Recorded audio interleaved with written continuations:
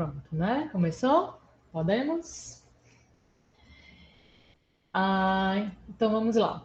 Então, antes de tudo, para compreender como se deu, né, o processo no qual os escritos de Próclo, as teses procleanas, chegaram às mãos dos filósofos da Fálsafa, é importante ressaltar que o pensamento antigo ele chegou, né, em posse dos árabes ou às mãos dos árabes por mediação dos povos da Síria e da Mesopotâmia, o que sugere aí um recorte interpretativo cristão nessas obras, pelos cristãos, enfim, que estavam na Síria, como por exemplo os nestorianos e jacobitas. E uma vez ocorrida a recepção dos estudos helênicos, eles passaram a se configurar como uma peça fundamental para a fundação da filosofia árabe, principalmente devido à expansão do islamismo. Dito isto, eu queria trazer para vocês uma exposição que visa, de algum modo, mostrar como se deu essa recepção do pensamento procliano na falsafa, e como as teses do Diádoco foram incorporadas pelos filósofos do Islã. Para tanto, eu vou tentar iniciar com uma exposição do modo como o pensamento grego chegou até os árabes, assim, de maneira geral, ressaltando aí especificamente os escritos de Próclo, que é o que nos interessa aqui hoje. Então, por esta via, será possível melhor compreender as particularidades da presença dos argumentos do bizantino entre os filósofos do Islã, destacando as características que o pensamento dele adquiriu e como eles foram, né, como ele foi trabalhado em vista dos propósitos de adequação do conteúdo filosófico ao contexto islâmico. Então, essa é uma maneira geral de como a gente vai, né, trabalhar hoje. E aí, começando com o contato do pensamento grego com a cultura islâmica, eu queria dizer para vocês que o modo como os filósofos do Islã entraram em contato com os textos e os estudos da filosofia antiga está diretamente vinculado à admiração que esses pensadores possuíam pela produção cultural oriunda de outros povos. Então, a diversidade e riqueza intelectual com a qual os pensadores do Islã, né, se depararam gerou um grande estímulo para o acesso ao conhecimento produzido. E todo esse interesse, é sempre bom lembrar que esse interesse que eles tinham pelo conhecimento não era fruto de uma exclusiva exigência intelectual, mas que a recepção da filosofia grega ela estava em grande parte relacionada ao propósito de elaborar um sistema no qual os árabes e não os árabes, ou mais especificamente, né, os muçulmanos e os não muçulmanos, pudessem ter iguais direitos, a fim de fazer frente às frequentes crises culturais, políticas e religiosas no período da expansão do Império. Compreendendo isto, a gente observa que com as traduções feitas, que se intensificaram principalmente a partir do século IX, esses pensadores puderam distinguir quase todos os filósofos gregos, ainda que alguns só tenham sido conhecidos nominalmente ou por referência de outros. Entre as obras filosóficas, quais tiveram acesso e, por conseguinte, dedicaram-se à tradução, destacam-se as aristotélicas e as platônicas. Com estas, os muçulmanos, inicialmente os teólogos do Islã, encontraram uma grande fonte de conceitos filosóficos e recursos dialéticos preciosos para fundamentar suas teses. E aí, como afirmou muito bem Badawi, foi aí um milagre grego que foi conhecido e reconhecido por todos neste contexto. Então, entre a herança e influência recebidas pelos filósofos árabes, sobressaíam-se as filosofias platônica, aristotélica e neoplatônica. Contudo, é preciso dizer que no marco da falsafa, Aristóteles se destacou como o mais importante filósofo entre os antigos. Não se trata, todavia, do mesmo Aristóteles tal qual conhecemos hoje, da tradição pós-tomista, senão um Aristóteles com tendências neoplatônicas. Eu penso que, de algum modo, vocês já devem ter conhecimento disso. Mas o fato é que um dos casos muito, vamos dizer assim, presentes dentro dessa leitura neoplatônica de Aristóteles, a gente observa nas interpretações do texto da metafísica, ou alguns acréscimos, inserções que houve também essa obra aristotélica, que terminou significando, né, como uma espécie, dentro das diversas interpretações e textos apócrifos que apareceram, ela se configura como uma teologia racional, principalmente a partir da presença da teologia do pseudo-Aristóteles. além de outros textos neoplatônicos, como o caso dos elementos teológicos de Próclo, e do pseudo-aristotélico, que a gente vai falar bastante hoje, que é do livro das causas, né? Sobre esta presença ou essa leitura acerca da filosofia aristotélica, especialmente sobre a metafísica, eu trago aqui uma citação, os slides que eu vou apresentar hoje são basicamente de citações, que é para ficar mais fácil de vocês acompanharem, e aqui uma especificamente da Cristina d'Ancona, que ela diz o seguinte, como vocês podem ver, que é o projeto de coroar a metafísica de Aristóteles como uma teologia racional baseada na tradição platônica, é uma aplicação do modelo neoplatônico tardio da filosofia como uma disciplina sistemática, cobrindo tópicos da lógica à teologia. Não sabemos se esse padrão alcançou o círculo de Alkindi como tal, ou se, de certo modo, foi recriado aí nesse contexto. Ok? Ocorreu que, entre esses pensadores, os textos neoplatônicos foram difundidos de maneira muito particular. Isso se deu porque o pensamento dos filósofos neoplatônicos, em especial Plotino, Porfírio e Próclo, circularam em diversas obras que não coincidiam necessariamente com os seus verdadeiros textos.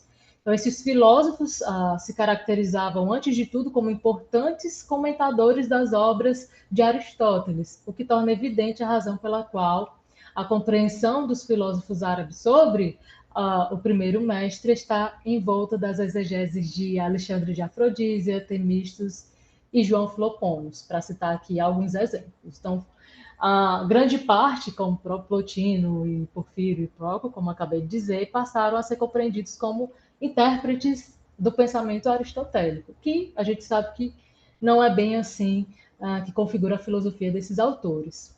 Mas no que respeita especificamente a Próclo, ocorreu com ele algo semelhante ao que se deu com Plotino, quer dizer, ele foi um dos mais estudados filósofos neoplatônicos entre os árabes, mas foi pouco conhecido por si mesmo. Ora porque foi confundido com Aristóteles, e aí destacadamente devido ao texto do Livro das Causas, ora porque seus escritos foram mesclados com o de Alexandre de Afrodísia. De todo modo, a presença do pensamento procliano entre os falásifas já seria verificada no interior do famoso Círculo de Alkindi, na metade do século IX. Não há uma conclusão decisiva se as atribuições, mesclas, interpretações e insertos que ocorriam nos escritos clássicos da filosofia tiveram seu início no interior da tradição islâmica, e daí o surgimento, né, e a presença dos textos apócrifos. Ou se, na verdade, essa tendência já vinha sendo realizada desde a antiguidade tardia. Isto é, se aconteciam antes da chegada dos escritos no mundo árabe ou unicamente passam a ser desenvolvidos a partir de Al-Kindi, né? Além disso, é preciso recordar aqui no contexto da Falsafá, não era frequente a referência nominal dos filósofos gregos. Isso é uma característica bem interessante da gente observar, que basicamente o que a gente tem aqui, com exceção de Aristóteles e em alguns poucos casos de Platão, os demais pensadores da antiguidade eram constantemente referenciados com o uso de expressões como o mestre grego ou o grande mestre. Então, eles não eram nomeados pelos seus próprios nomes, né? Apenas por essas qualificações. Então, diante dessa realidade, o nome de Próclo, ele raramente foi citado entre os filósofos do Islã, sendo por vezes identificado tão somente como um platônico tardio, em cuja metafísica estava presente uma reunião do pensamento platônico e aristotélico. Então, em linhas gerais, o que a gente tem é essa impressão primeira que se observa da presença de Próclo entre esses pensadores. Mas tem o caso, como eu ia dizendo, particular, que é o do Livro das Causas, que ele consiste em um escrito estudado como se compusesse um dos textos fundamentais da metafísica de Aristóteles. Porém, o que ele, na verdade, ele reúne um conjunto de proposições nas quais estão expostos os pontos principais do sistema da processão, no qual o texto versa sobre a causa primeira. Tá tendo algum outro áudio aí? Não sei se... Alguém está com o microfone aí aberto. né? Então, o texto versa sobre uma causa primeira, da qual todos os seres procedem segundo uma ordem descendente. Se trata de uma obra que possui aspectos que suscitariam uma origem neoplatônica tardia, encontrando-se nela uma bela mescla entre a metafísica aristotélica e a neoplatônica, além de adaptações ao contexto monoteísta em que estava inserida. Enquanto tal, né, o livro das causas é um texto que se destaca por esta razão como importante conteúdo, porque ele se adequa tanto à ideia de um Deus único, que era fundamental, né, dentro das próprias concepções monoteístas, e que, portanto, se distancia daquilo que é propriamente procleano, que conduzia a uma concepção politeísta, né, que seriam as teses propriamente procleanas. Enquanto tal, o livro das causas, como eu já falei, ele teve a autoria erroneamente atribuída a Aristóteles, mas há suposições que apontam que Alquinde, na verdade, seria seu verdadeiro autor e uma hipótese proposta por Alberto Magno de que pudesse ser, na realidade, um escrito de Davi, o judeu, que é pouquíssimo provável e que, inclusive, Tomás de Aquino vai mais adiante contestar essa possibilidade. Enquanto isso, o próprio Tomás de Aquino foi quem identificou que a obra é um conjunto de sentenças extraídas dos elementos teológicos de Próclo, por isso que é importante a gente falar do livro das causas, quando a gente fala da presença de Próclo, né, dentro do contexto islâmico, e uma observação, né, de que o livro das causas consiste em fragmentos dos elementos teológicos foi apresentada no próprio proêmio, na verdade, do comentário sobre o livro das causas, feito por Tomás de Aquino. E aí eu cito diretamente a passagem do Tomás de Aquino, né, nesse comentário sobre o livro das causas, e aí desculpem o jeito como está referenciado, é por causa do que esse texto vai para a publicação e exige que seja referenciado deste modo, eu acho horrível. Mas diz o seguinte: em grego encontramos um livro desse tipo pelo platônico Próclo, que contém 211 proposições e é intitulado Elementos de Teologia. E em árabe encontramos o presente livro chamado Das Causas, entre os leitores latino, um trabalho conhecido por ter sido traduzido do árabe e desconhecida sua existência em grego. Assim, parece que um dos filósofos árabes o extraiu deste livro de Próclo, especialmente porque tudo nele está contido de maneira muito mais completa e difusa naquele de Próclo. Então, Tomás de Aquino aí apresenta já o que consiste, né, o livro das causas e aí a presença dessas teses procleanas entre os muçulmanos a partir desses extratos, né, desses fragmentos. Então, sendo uma união, né, uma reunião de sentenças de forte cunho procleano, feita seja por um discípulo do próprio Próclo ou por neoplatônicos posteriores, é preciso destacar algumas características do livro das causas em relação à sua fonte, que seriam os elementos teológicos. Por esta via se evidenciaria como as teses de Próclo transitaram no ambiente da falsafa, a partir do que é apresentado nesse texto pseudo-aristotélico. O que a gente tem, então, em primeiro lugar, é que o livro das causas ele é constituído por 31 proposições, fazendo aqui uma breve comparação para vocês, enquanto os elementos teológicos do próprio possuem 211 proposições. E, ao mesmo tempo, o modo como essas proposições ou essas sentenças elas estão expostas no livro das causas é diferente de como apresenta nos elementos teológicos. Ademais, nada da primeira parte dos elementos teológicos de Próclo é utilizado na composição do livro das causas. E é importante observar isso, que na primeira parte dos elementos teológicos, que corresponde às proposições 1 a 112, o texto fala basicamente acerca das leis metafísicas e da hierarquia dos princípios. Então, embora não se saiba ao certo por que ela foi, né, essa primeira parte de algum modo foi suprimida ou não teve nenhum fragmento utilizado na composição do livro das causas, a gente pode supor que exatamente essa temática, quando fala da hierarquia dos princípios, não fosse interessante dentro do contexto monoteísta e criacionista, né? Nesse fato, ou diante disso, o texto do livro das causas ele não é também uniforme. Por que eu digo isso? É porque dentro dele a gente pode observar que há proposições que se configuram como união de vários temas tratados em momentos distintos dos elementos teológicos. Então, além de não possuir a mesma ordem, às vezes ele unifica certos fragmentos. E também há outras inserções que parecem mesclar com algumas teses de Plotino, enquanto também há fragmentos que são basicamente literais no livro das causas e que se encontram perfeitamente tal qual nos elementos teológicos.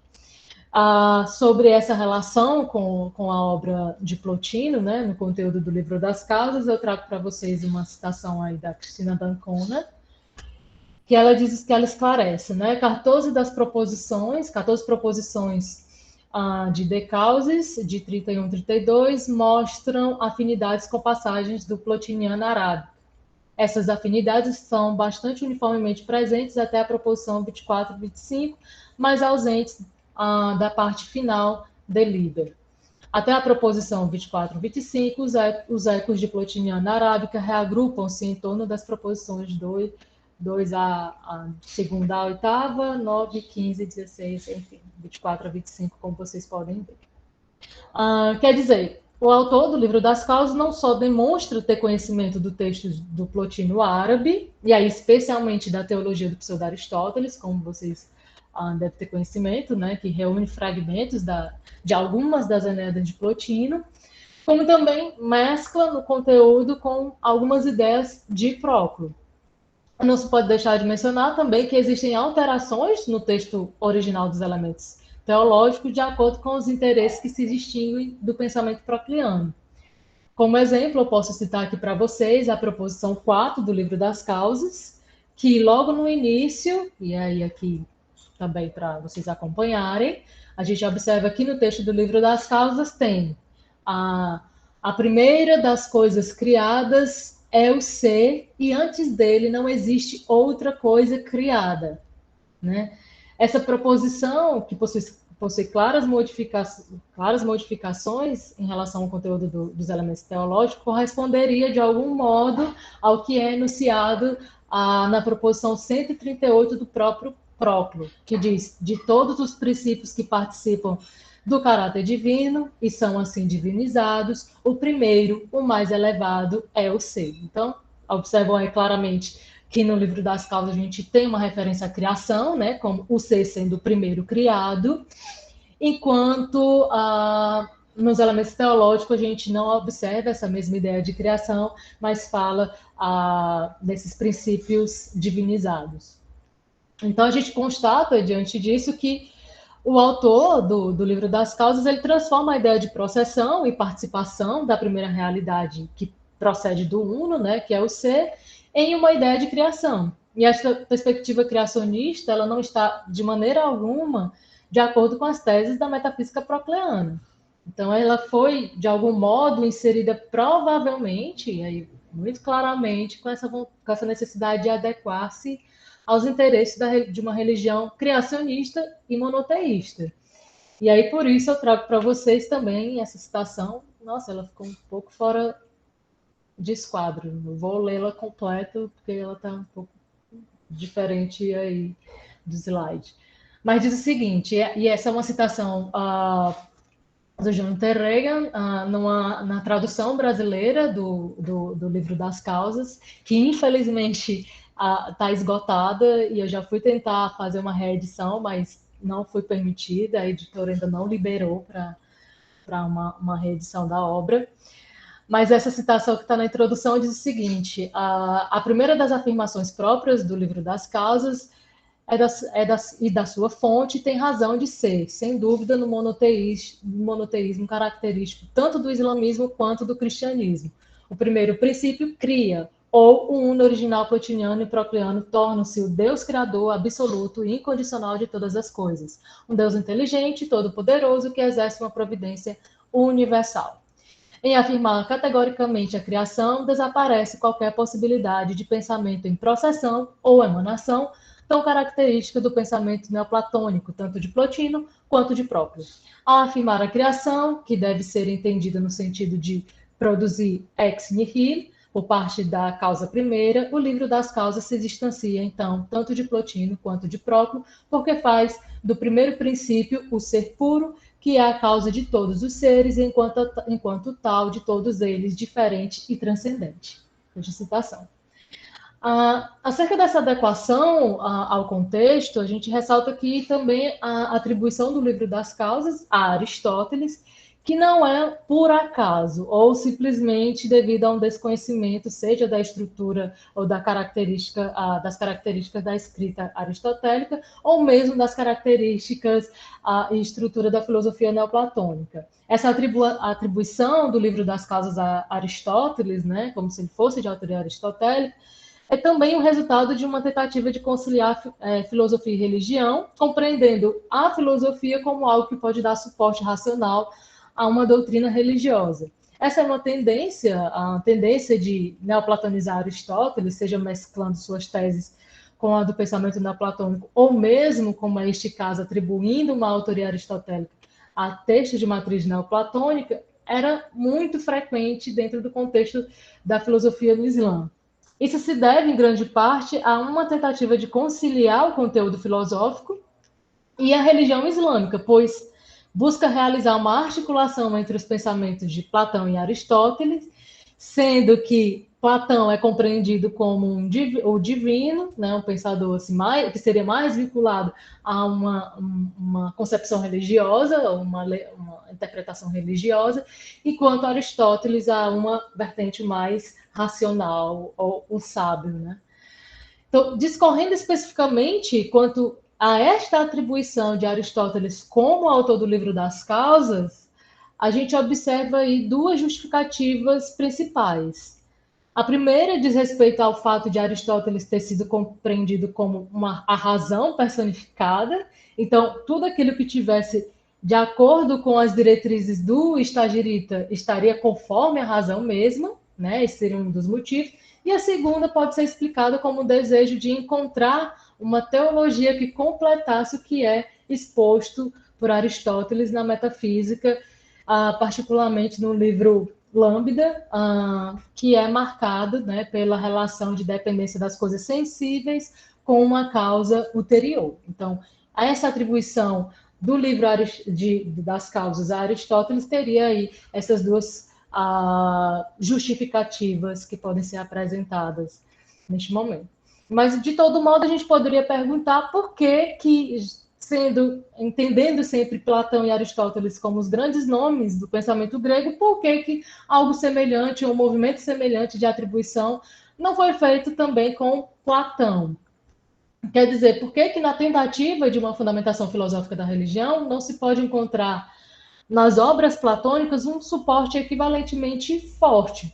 A resposta que a gente pode dar para isso está no próprio contexto do cristianismo, e aí a gente retoma lá no início da exposição, da observação que eu fiz, né, de que a chegada dessas obras tem uma mediação dos povos da Síria e da Mesopotâmia, e aí os cristãos que estavam neste ambiente, porque o que a gente observa é que em Alexandria e Atenas, né, antes das escolas serem fechadas, elas vinham com uma tendência de comentários das filosofias de Platão e Aristóteles. Porém, a partir do século VI, as discussões mais frequentes em Alexandria versavam sobre Aristóteles, ao mesmo tempo que o neoplatonismo pagão ficava de fora da escola. E esta propensão à redução dos escritos ou dos estudos de Platão em um ambiente cristão tem uma justificativa que está totalmente vinculada aos próprios escritos de Próclo. Porque o que acontece? No ambiente cristão, né, nesse período durante o século VI, o que a gente tem é que as teses, como, por exemplo, sobre a eternidade do mundo, a tese, da obra, né, desse escrito procliano sobre a eternidade do mundo, passou a constituir como uma ameaça à doutrina criacionista cristã por conter 18 teses anticriacionistas. Então, a partir dessas teses anticriacionistas, Proclo ficou conhecido somente como Proclo ficou conhecido como um comentador de Platão, embora seus escritos não se reduzem, né, a realizar comentários dos textos platônicos, por ele ter essa vinculação, de algum modo, ser compreendido como vinculado ao pensamento platônico, a partir dessas teses anticriacionistas, os textos platônicos, ou passou-se a ver a filosofia platônica como uma ameaça à doutrina cristã, e por isso mesmo resultou no banimento, né, e na proibição dos estudos da filosofia platônica. Então, mesmo tendo prontamente uma refutação feita por João Philoponos sobre a eternidade do mundo contra Proclo, né, que João Philoponos traz essa obra, a gente pode verificar aqui, e aí eu cito aqui novamente Cristina d'Ancona, que especialmente depois de 529, a data da proibição do ensino público por filósofos de fidelidade pagã, teria sido ousado dar cursos sobre os diálogos teológicos de Platão, cuja interpretação, especialmente depois disso, né, que aconteceu do Proclo, estava fortemente comprometida com o politeísmo. Então, Platão, de algum modo, passa a ter uma leitura sendo estudado de maneira, enfim, não do mesmo modo como Aristóteles, e por essa razão Aristóteles acaba ganhando mais terreno, inclusive nesse processo de recepção da filosofia grega no mundo islâmico. Então, ao passo que... Só ajeitar aqui que o computador começou a deslizar. Ótimo. Então, por essa razão, ao passo que a obra de João Philoponos foi vastamente utilizada tanto na tradição cristã quanto na muçulmana, a leitura de Platão e, por conseguinte, de Proclo ficou comprometida. Reflexos desses acontecimentos influenciaram o modo como estes pensadores foram recebidos aí na cultura islâmica. Porém, ao contrário de pensar que suas teses não foram conhecidas, e isso aqui que eu trago para vocês, o que a gente observa é que consistiram em grandes contributos, deixando fortes marcas na filosofia árabe. Por esta via, mesmo que raramente os filósofos neoplatônicos fossem referenciados por si mesmos, as ideias neoplatônicas, e em específico de Proclo, foram grandemente utilizadas pelo Falácios. E aí você pode perguntar, mas o que exatamente interessou do pensamento procliano, né, pelos pensadores do Islã? O que a gente observa é que as teses neoplatônicas, que apontam para uma realidade superior em si e absolutamente una, elas terminaram por auxiliar na defesa de uma assertiva de um Deus corânico, que o Deus corânico ele é verdadeiro, dentro dessa premissa de que é único, todo-poderoso, enfim. Assim, tendo em vista que uma das ideias mais presentes no livro das causas é a definição de uma realidade una, cuja unicidade é a base de tudo que existe, sem que nada possa interferir na sua grandeza, ou mesmo tenha a sua plenitude oriunda de outro princípio, essas teses se encaixam perfeitamente à compreensão de Deus como estritamente singular, único, e, sobretudo, né? E aí a gente tem Alá Luahed, né? Deus é um só. Nesta perspectiva, a razão atestada pela filosofia grega em nada conflitava com a descrição de um Deus supremo, ou, como observamos no Corão, como aquele que não há divindade além dele, o vivente, o autossubsistente. Como eu falei há pouco, único, né? Lembrando que muitas das proposições procleanas chegaram aos árabes de maneira fragmentada, como eu falei no início, algumas vezes atribuídas a Alexandre de Afrodísia, seja como parte ou seja como parte do livro das causas. Não obstante tudo isso, o estilo e a terminologia presente da redação das traduções sugerem que elas tenham sido todas realizadas no mesmo ciclo de tradutores. No caso, o livro das causas por vezes costuma ser considerado ou compreendido como sendo traduzido por Shakh bin Hunayn, ao mesmo tempo que este mesmo tradutor teria traduzido o texto sobre a eternidade do mundo de Proclo. Porém, existe também uma hipótese de que, na realidade, a primeira versão do livro das causas seja em árabe, porque não foi Como a gente observou lá na própria referência do Tomás de Aquino, não foi encontrado nenhum texto em grego equivalente a este escrito. De todo modo, independente da forma como essas teses de Próclo foram inseridas na cultura árabe, constatas entre as presentes, né, entre as teses presentes nos elementos teológicos, e aí eu trago uma síntese muito boa para a gente observar especificamente o que dos elementos teológicos de Próclo estão presentes ou foram incorporados.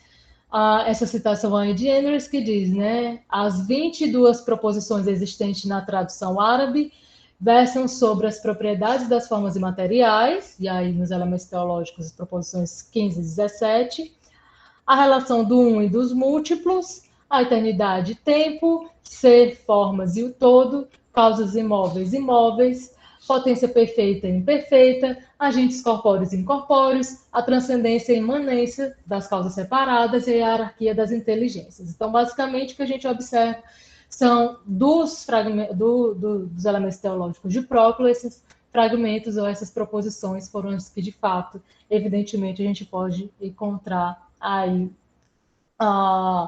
dentro tanto do livro das causas, como algumas referências outras presentes em alguns escritos. E aí, dessas passagens, né, dessas proposições, a gente pode citar aqui alguns dos filósofos do Islã que se utilizaram delas, como, por exemplo, Al-Farabi. Há um texto que a gente pode citar aqui como a questão principal, que trata basicamente sobre a categoria de processão e apresenta uma espécie de resumo do livro das causas, então uma fonte bem precisa de como esses fragmentos de Próclo foram acessados. E nesse mesmo texto, Al-Farabi acaba discorrendo de um sentido geral sobre os mesmos problemas que aparecem no texto. Igualmente, a gente pode citar Na Cidade Ideal, quando o filósofo desenvolve o seu sistema cosmológico estruturado a partir de uma processão da causa primeira, una originária de toda a multiplicidade. E, igualmente, na primeira parte do livro da Política, quando discorre acerca dos princípios dos seres. Além dessa referência do Al-Farabi, tem também Ibn al-Nadim, que menciona no catálogo, no First, né, a palavra um pouquinho difícil, peraí. First. Que ele, enfim, o catálogo que ele realiza, o Al-Nadim realiza um registro dos filósofos árabes e dos escritos clássicos que eram estudados no início do desenvolvimento da filosofia no Islã. Então, numa parte, né, no momento que ele discorre especificamente sobre Próclo, ele reúne inúmeras obras, ou escritos, na verdade, que demonstra que o Próclo ele não somente foi conhecido, como várias teses em diferentes escritos também se encontravam entre os filósofos da Fáustica. E aí nós temos, igualmente, uma citação do próprio... Gente, isso não está legal, não está mostrando o slide inteiro. É uma citação relativamente grande, eu ia deixar por último, porque já estou perto de encerrar, em que o Al-Nadim ele faz o levantamento, né, não somente de alguns dos textos procleanos que se encontram, mas também filósofos ou pensadores que teriam se utilizado desses textos, né, o que fazem referência. E entre os textos que é feita referência, a gente tem a menção do O Primeiro Bem, que corresponde, na verdade, ao Livro das Causas. Além desses textos que estão citados aí por Al-Nadim, a gente também pode observar a presença dos elementos das teses vistas no Livro das Causas, em escritos como o de Avicena, principalmente aqui o livro A Origem e o Retorno, em especial nos capítulos 13 ao capítulo 14, do capítulo 8º ao capítulo 14, onde a gente verifica o desenvolvimento de argumentos que, relacionando as categorias de ser necessário e seres possíveis, destacam como segundos se originam do primeiro, mas antes de tudo, atribuindo a defesa da unicidade do ser necessário, como pura unidade absoluta, não sendo admitida de forma alguma qualquer divisão de sua essência. Aqui é importante observar também que, a despeito da verificação da influência do livro das causas, tanto das obras de Alfarabi quanto nas obras de Avicena, infelizmente, em nenhum desses textos há menção ao nome de Próclo, ou mesmo, pelo menos não nos textos que chegaram até nós, não existe aí a referência direta ao nome de Próclo. A gente pode mencionar também, e aí quem nos informa muito claramente isso é Peters, que ele traz a possibilidade da gente observar que existe um resumo do livro das causas em Al-Baghdadi, como, por exemplo, também na tradução de Al-Dimashq, nas obras como A Ciência da Metafísica, e também do uso da proposição 54 dos elementos teológicos de Próclo, incluindo também a exposição do bem, que é referenciado pelo livro das causas, em Ibn Usaid, de 1203. E aí, nesse caso, nesse texto especificamente, ele assinala a exposição do bem puro e, portanto, insere dentro, e o mais interessante de tudo, né, insere essa obra como se estivesse elencada entre os textos aristotélicos. Do mesmo modo, quando ele desenvolve, quando na verdade Ibn Sabin desenvolve os textos sobre as questões sicilianas, novamente ele traz a referência do livro das causas, particularmente referenciado como bem puro, a partir de uma atribuição aristotélica. Então, sempre que foi compreendido essas teses procleanas presentes no livro das causas, a gente observa com a referência a Aristóteles e não necessariamente aí como uma reunião de proposições do próprio retirada dos elementos teológicos de Próclo.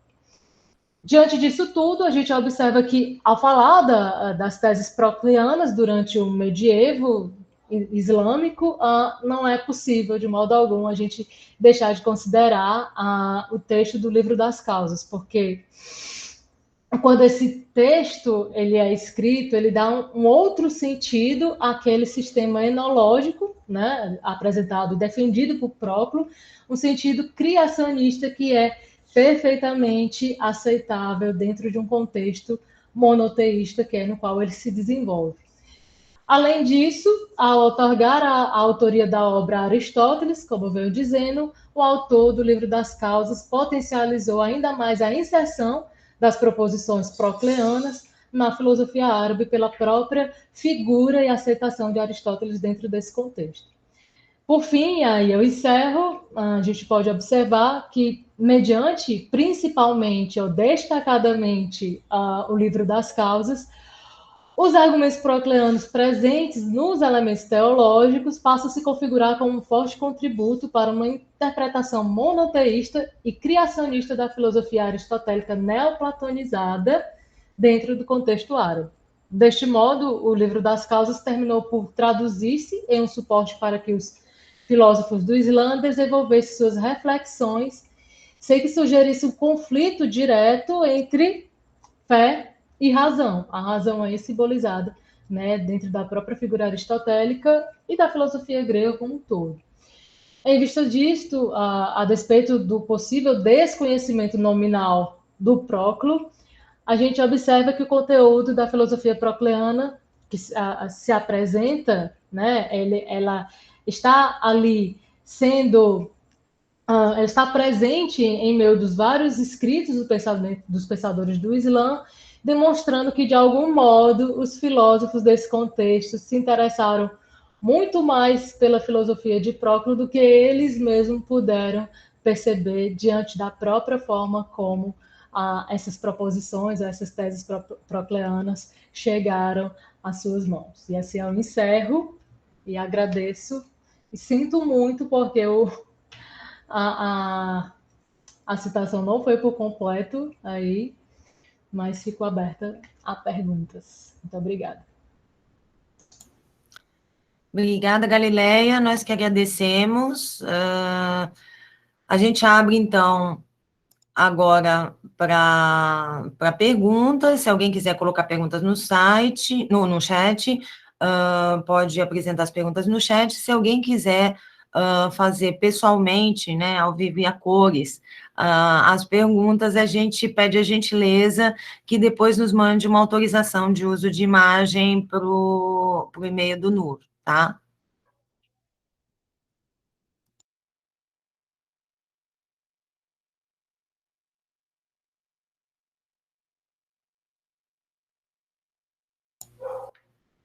Não temos perguntas por hora? A todo mundo tímido. A última exposição.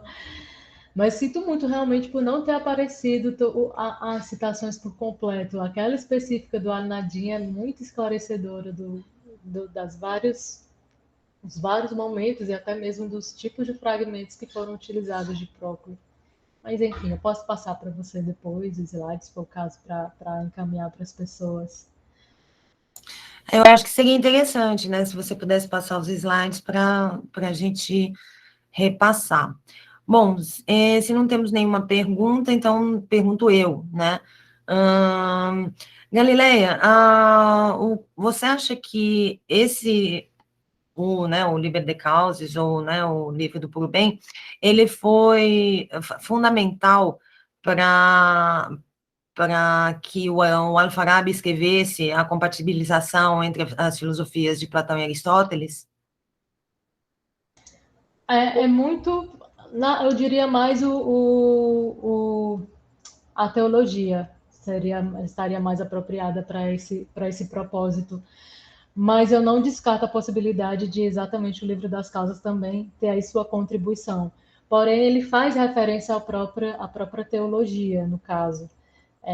Então, nesse aspecto, e é até interessante porque em um determinado momento, até eu brinco que parece ser um pouco conveniente, em um determinado momento o Al-Farabi se utiliza da teologia do pseudo-Aristóteles, a teologia, né, que é do pseudo-Aristóteles é a gente que diz, né?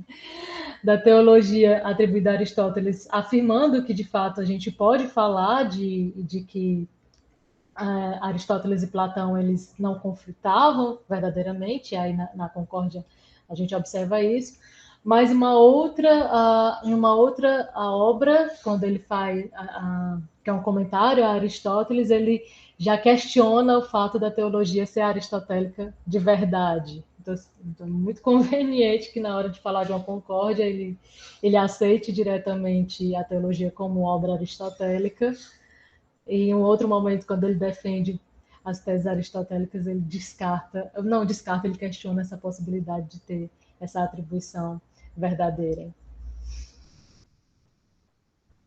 Então, aproveitando aqui, vou fazer mais uma pergunta, posso? Claro, claro.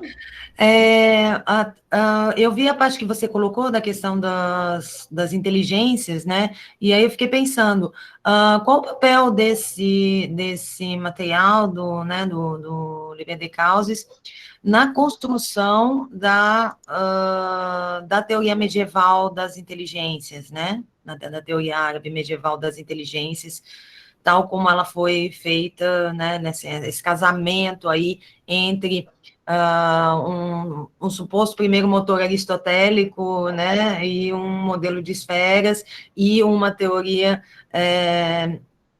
de cunho emanacionista aí das inteligências a partir de uma inteligência primeira. Olha, eu arrisco dizer que, nesse caso específico, a contribuição do livro das causas é até maior do que a própria teologia, né? O próprio texto aí dos fragmentos das Enéadas de Plotino. Porque no livro das causas, traz muito, para mim, ele traz de maneira bem mais evidente essa hierarquia de processão, e, portanto, esses diferentes níveis que se pode ascender, né, desde o ponto de vista de contemplativo, como também intelectivo, né, esse movimento, mais do que propriamente na própria teologia atribuída a Aristóteles. Por isso que, e aí eu fiz essas referências tanto ao texto do Avicena, né, na Origem e o Retorno, que pode ser visto como de maior influência plotiniana, via teologia, do que propriamente procleana. Mas, a meu ver, pelo modo como o próprio Proclo, e aí via o livro das causas, apresenta uma defesa muito mais precisa dessa hierarquização, desse movimento de retorno, ficaria mais, eu diria assim, que se aproxima mais daquilo que a gente observa em Avicena e Alfarabi do que propriamente aquilo que a gente observa na teologia atribuída a Aristóteles.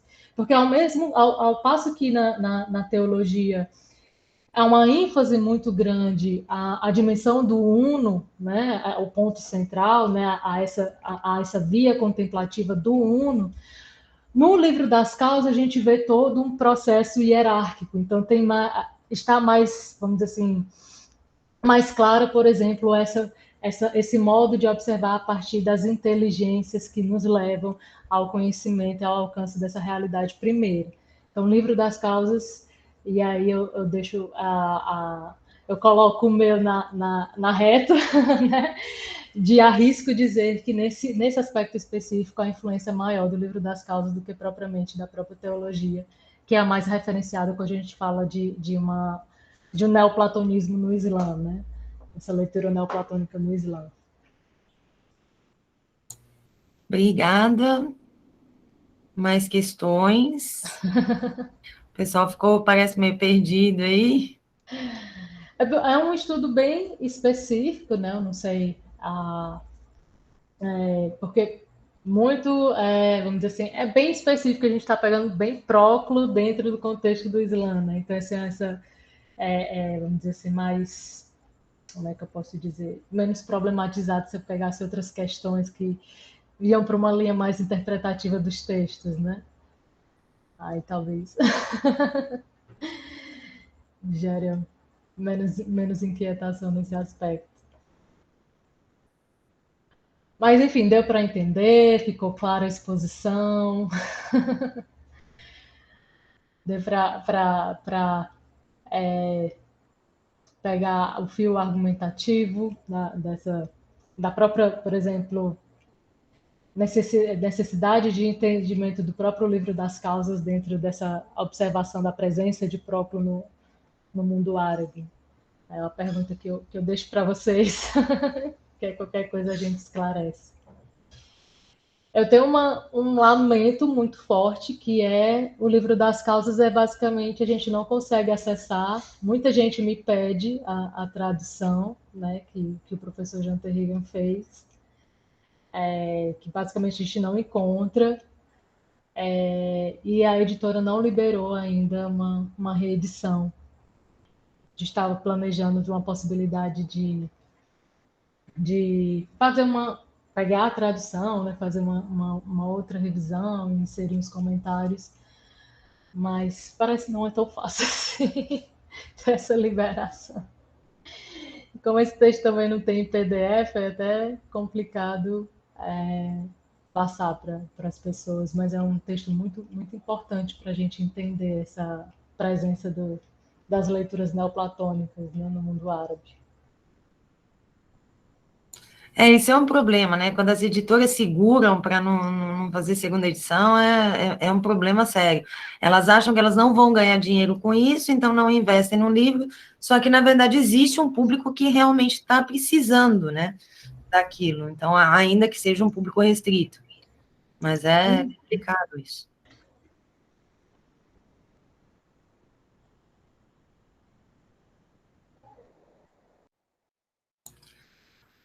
Bom, se não temos mais perguntas, então, né, eu agradeço, então, a participação da Galileia, a dedicação do tempo dela, e já fica